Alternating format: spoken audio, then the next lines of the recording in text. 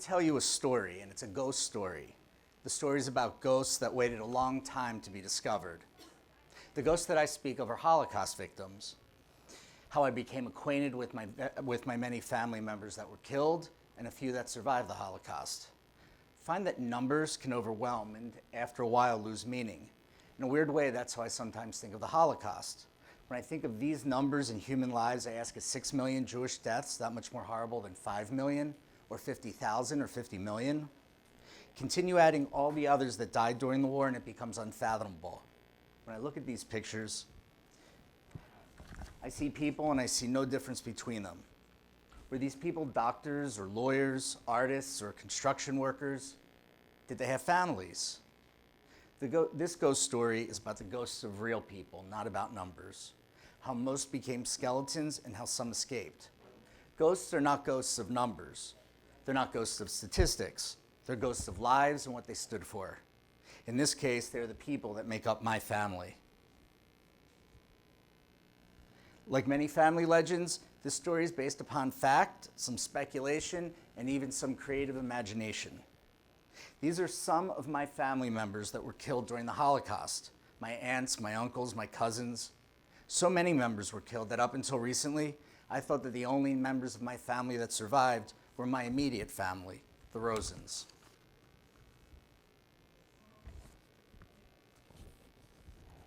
My father and his mother died 6 weeks apart. When I was 27 in 1994, my paternal grandfather died well before I was born in 1954. I never heard a bad thing about him. My grandmother always wore this ring that I'm wearing now, which was his. She was a Zaftig German woman, and so this man's ring always looked right on her. Somewhere along the way, she lost her own wedding band, so she always wore this as a constant reminder. She didn't leave a will behind, but she always said that she wanted me to inherit this ring. Because of my sister, my brother, and myself, I reminded her most of her husband. So when she died, she left a small but substantial amount of cash behind that she put away, as well as some items that she accumulated. There was, however, a treasure trove that no one knew much about. These documents in a worn leather bag, all written in German. There were letters and official-looking documents, passports, military records. There was also this green photo album, and they included pictures that dated back into the 1920s. These are pictures that had been stored away.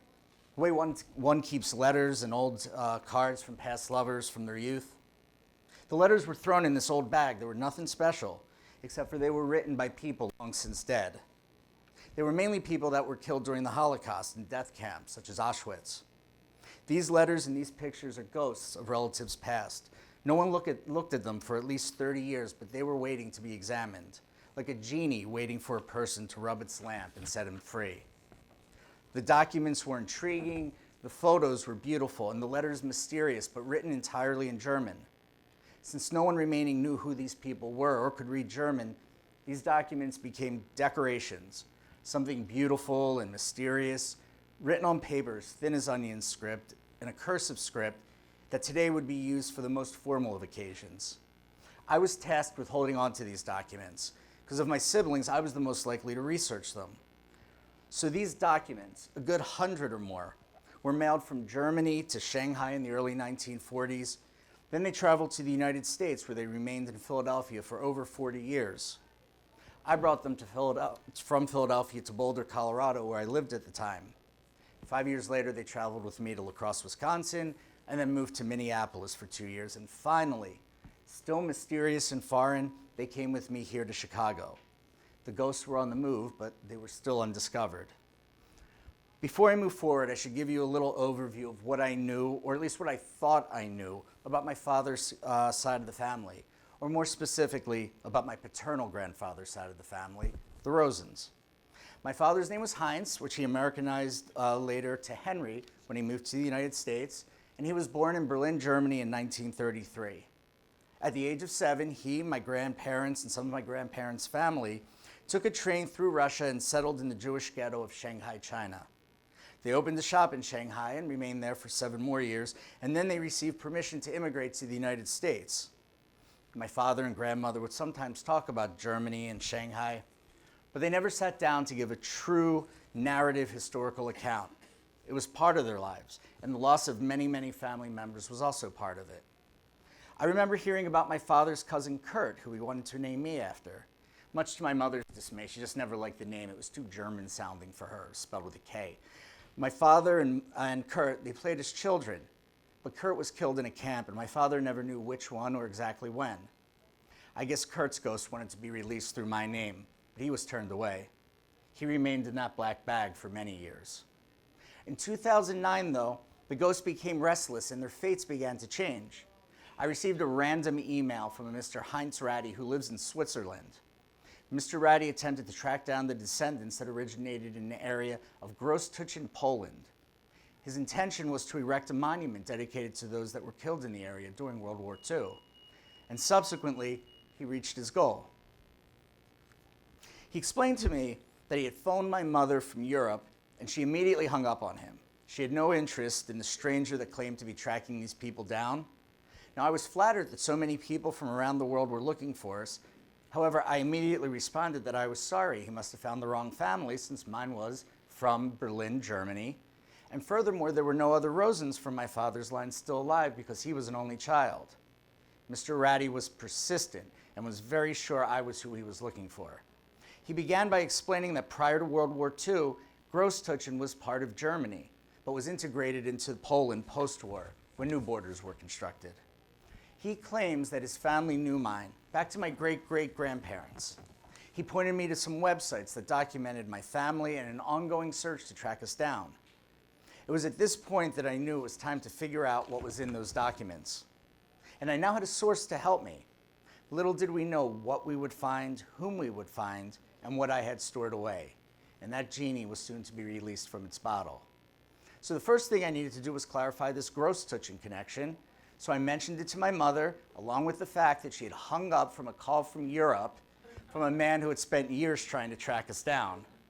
And she said she was familiar with Großtuchen, and that was indeed my father's place of birth. I was able to confirm this later when I found his travel permit and my grandfather's passport. Ratty also told me that we weren't the end of the Rosen line and that I had a relative named Stefan Rosen that lives in Germany, and he's also been trying to track us down.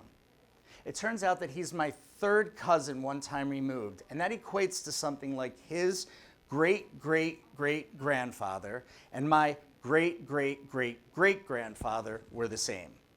So it was a bit of a tenuous connection, but it was a start. I found out that my grandfather Max had 6 siblings, one of whom died prior to World War II. 4 of the other 5 died during the war, either in death camps or of illness, and 1 other that survived the war. Their father, my great-grandfather, was named Louis, but he went by the name Adolf, which was kind of ironic given what was going to happen to him. And Louis had a brother named Julius. So my wife and I now joke that we used to have a limited amount of people on my father's side to name kids after, but now we have a plethora, since Jews don't name their children after living relatives. These are German-sounding names like Greta and Frieda and Henrietta. But now I was able to trace my family back to 1797, when my great-great-great-great-grandfather was born. As far as I know, the family lived in Germany or the Germanic lands or Poland from at least the 18th century. My family owned this inn and tavern in Großtuchen, and they were a well-established family integrated in the community. However, on Kristallnacht, the store was looted and the family feared for their lives. Kristallnacht occurred in November of 1938. On that night, Jewish businesses were looted, synagogues were burned, and state-sponsored violence against Jews occurred throughout Germany and Austria. Kristallnacht is translated as Crystal Night, and it refers to the glass of the broken windows that was scattered on the streets afterwards.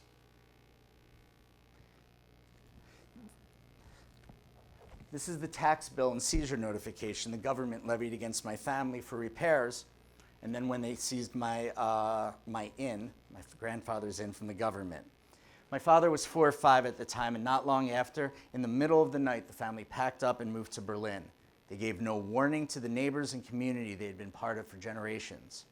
No one knew where they were until a resident of Großtuchen ran into my grandfather while in Berlin. And as we all know, circumstances in Germany worsened for the Jews. My father was enrolled in one of the private schools for Jewish children in Berlin, and my grandfather was taken into a work camp. He was there for some months before they released him. And I don't know why he was released, but my best guess is it was because he was a member of the German military during World War I. These are copies of his military assignments that he kept in his official book, and he was even awarded an Iron Cross for his service to Germany in World War I. So by now, my family was desperate to get out, and since most countries no longer accepted Jews, they went to one country that did allow Jews to emigrate, Shanghai, China. Some of my grandmother's family went there a little earlier, but by now, in 1940, my family would leave. Most Jews sailed to Shanghai, but some, like my family, took trains through Russia. One of the stories my father told was that he remembered as a 7-year-old, his family went first class on the Orient Express. It was filled with champagne and anything you could imagine, but as soon as they arrived in Shanghai, they were penniless, since German currency was either confiscated or worthless. I always say I find it suspect whether they were on the actual famous Orient Express, but I like that story anyway, and sometimes there's just no reason to find the truth. The Shanghai ghetto had lots of benefits, and most importantly, of course, they were out of the reach of the Nazis. Approximately 15,000 to 30,000 Jewish refugees settled in a small district of Shanghai, and they developed a Jewish community that thrived. It was complete with Jewish schools where children learned English. Synagogues were constructed, Jewish ritual was preserved, and events such as bar mitzvahs, weddings, and lighting Sabbath candles. But housing was tight, and houses like the one you see here housed up to 30 people. And the fact remains that for every person that escaped, thousands upon thousands were being tortured, dehumanized, and killed. So what of the family that remained in Germany? Here are their remains. These letters tell their story. There are dozens and dozens of letters addressed to my family in Shanghai and sent from those that stayed behind. They are the words and stories of people long forgotten who would be killed within a couple of years, sometimes months, of sending these letters. These letters are their words taking on a second life, as I've had them translated by volunteers from all over the world. I like that they're usually translated into broken English by people from Holland and Germany and Israel, because they sound the way my grandmother would have sounded. It turns out that those ghosts have people willing to speak for them. This letter was sent July 1st, 1941 from Berlin. Dear sister and brother and little Heinz, today we received your letter of June 1st and a card, and I want to answer today your kind lines. In the letter was a parcel which also did arrive undamaged. We're glad to hear good news from you, especially that you are in good health and you, dear Frida, are busy. I'm curious when this letter will arrive in your hands and how long I'll have to wait for an answer. We wait, dear Max, and with illusions of when we said goodbye. We hope to meet soon, but whether this will ever happen, I do not know. I hope you did stay in good health and had no problems, and you, dear Frida, sit at that machine all day, but I know that you like to do it when it brings in some money. I still have my work, but believe it will end soon. In the evening, I often have visitors, and I'm always happy when someone does come. My only visit is at the Ashers, and there I meet all known persons like children who always want to be informed about you. I often go to the Dietrichsons and I sit on the bank and talk about old times. How are you, dear little Heinz? Can you also go into the water? On Sunday, I often drive to the Grunwald, and how much I would like to have you with me. Now, my dears, do remain in good health. Cordial greetings and kisses for all of you, your Julius. Many greetings from the Gross family. In a letter sent 2 weeks later, their son added this: Dear Aunt, dear Uncle, dear Heinz, I know from your last letter that you are in good health, which is also the case for me. Now I would like to congratulate you, dear Aunt, for your approaching birthday. I wish you all the best. I suppose you are by now well installed in Shanghai. English seems to be the dominant language there. Do you already speak it quite well? My best wishes to you all, dear Heinz. I hope this year of life will bring you much joy. Hoping that this letter finds you all in good health, I send you my kindest regard, your faithful nephew and cousin. These letters were sent from my father's aunt and uncle, both of which were killed in Auschwitz in 1943, along with their son Kurt at age 15. So my father and grandparents settled in Shanghai with members of my grandmother's family. In Shanghai, my grandmother became a seamstress, and my father opened another business, or my grandfather opened the business. My father was enrolled in a Jewish school where he learned English. Meanwhile, back in Germany, things got worse. Gradually, letters to my grandparents slowed, and people with such German names as Henrietta and Anneliese and Haman, they trickled in with less frequency. Most of the letters had been opened by German censors with passages cut out. And it became more and more clear that these people would never reunite with my family. There were some other family members that escaped, and although anything was better than the alternative of remaining in Germany, they weren't always welcome to their new surroundings with open arms. For example, one branch of my family set sail for England in 1940, but the British didn't accept these refugees. Instead, they were rerouted to a small island nation called Mauritius in the southern hemisphere, where they were put in refugee camps for 6 years. Once the war ended, the Jews of Shanghai dispersed, and by 1956, none remained. Some returned to Germany or Poland or Russia and tried to rebuild some kind of life. Others moved to the land that would become Israel. Many countries, including the United States, forced survivors to find a sponsor that would vouch for them. My immediate family story was a bit of a mystery, but what I uncovered astounds me.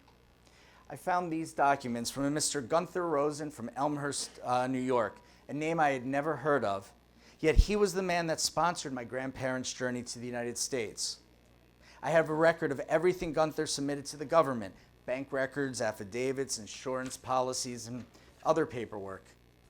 Eventually, I came across some records and discerned that his father was brother to my great-grandmother, making him my first cousin twice removed.